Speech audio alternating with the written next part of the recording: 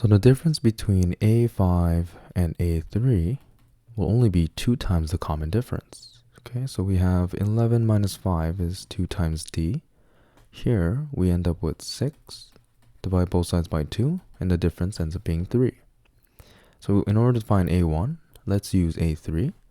Right, so A3 is going to be the initial, right? So A1 plus, right? This is the third term, meaning we have to add 2 times the common difference, right? But we only know this to be 3, right? So this is 2 times 3.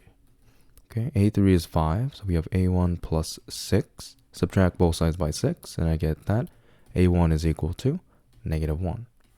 Okay, so then the general term using Tn is going to be the initial term, so A1, -1, plus n minus 1 times the common difference, which is 3.